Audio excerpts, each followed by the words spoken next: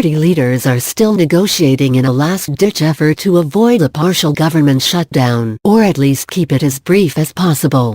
The Senate voted to advance a House-passed spending bill on Friday night, if only to keep talks going between Republicans and Democrats over President Donald Trump's demand for border wall money.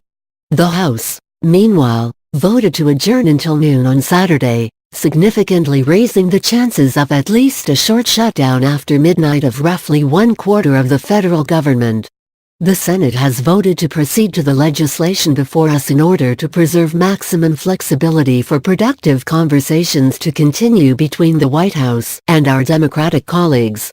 I hope Senate Democrats will work with the White House, said Senate Majority Leader Mitch McConnell, R. Kentucky, who was wearing a button on his suit reading Cranky Caucus.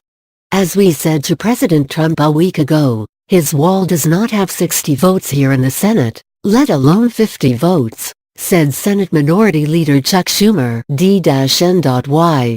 We are willing to continue discussion on proposal that does not fund the border wall. Senators said the next vote in the Senate will only occur when there's a deal between the president and congressional leaders. Meanwhile, top lawmakers and White House officials were desperately trying to pull Washington back from the brink. Vice President Mike Pence, Acting Chief of Staff Mick Mulvaney and White House advisor Jared Kushner, son-in-law to President Donald Trump, huddled with Schumer on Friday afternoon in the New York Democrats' office. Mulvaney and Pence then met with Speaker Paul Ryan, R-Wis. With growing optimism among some lawmakers that political disaster could be averted. Senator Bob Corker, R. Tennessee. Senator Jeff Flake, R. Rise. McConnell and Schumer met and struck a deal on Friday afternoon, Corker said, predicting it would be announced imminently, though the party leaders did not get that far in their floor comments. The White House is aware of the bipartisan talks, according to a White House official. Corker briefed the Trump administration. What this does, I think, is push this ahead to a negotiation that yields a result and does the best we can to keep from shutting down the government, or if it does shutting down very briefly, said Corker, who didn't vote for hours on the procedural motion. Senator Jeff Flake, R-Rise, changed his vote from no to yes, and Senator Doug Jones, D-Ella, was the only Democrat who voted to proceed. The vote was held open for more than 5 hours. An extraordinary action in the Senate. The talks centered around a proposal to boost border security funding by $1.6 billion, but that money could not be used for Trump's border wall, according to lawmakers and aides. The provision, part of the Homeland Security Department's spending package, would be attached to 6 other appropriations bills funding the government through September 30th. A major package of disaster aid would also be attached. Trump, who reversed his position on a stopgap funding bill to avert the shutdown and demanded $5 billion for the wall, would have to publicly commit to backing the package, said the sources. Ryan and House GOP leaders would also have to bring the measure up for a vote and allow some of their members to vote for it, the sources added. House Minority Leader Nancy Pelosi, D. California, has been involved in the talks, but she and Schumer have not signed off on anything at this point, said Democratic aides. Leader Schumer reminded them that any proposal with funding for the wall will not pass the Senate, said a Schumer spokesman following the meeting with Pence, Mulvaney and Kushner. The negotiations buoyed hopes on both sides of the aisle that a deal could be reached, staving off a shutdown that would hit 800,000 federal workers right before Christmas. I feel the earth moving. I'm feeling better now than I did an hour ago because that meeting occurred, said Senate Majority Whip John Cornyn of Texas of the gathering with Schumer and White House officials. Still, the burden is on Trump to say exactly what he will sign. And though there are bipartisan and high-level talks on both sides of the Capitol, it's an uphill battle with just hours to go until the deadline. We're trying to figure out a way to solve this. Try and figure out what the president's priority is, what we need for border security, and then try to bridge that gap with Leader Schumer, said Senator Tom Tillis, R-N.C., who is close to GOP leaders. Though the president has made clear he won't sign a bill that doesn't include a major boost in border security, Republicans said they thought a deal could still be struck. Schumer, Flake and Corker chatted on the Senate floor, trying to work something out.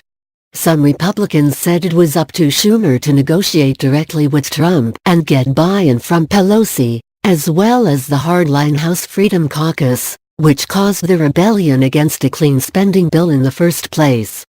Pence, Mulvaney and Kushner arrived at the Capitol and walked into Schumer's office.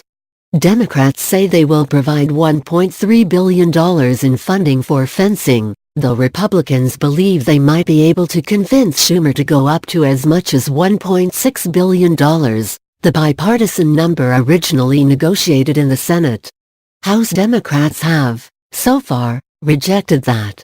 Senate Spending Chief Richard Shelby said he directly asked Trump to reconsider the $1.6 billion funding deal in the Thursday afternoon sit-down with McConnell and Trump.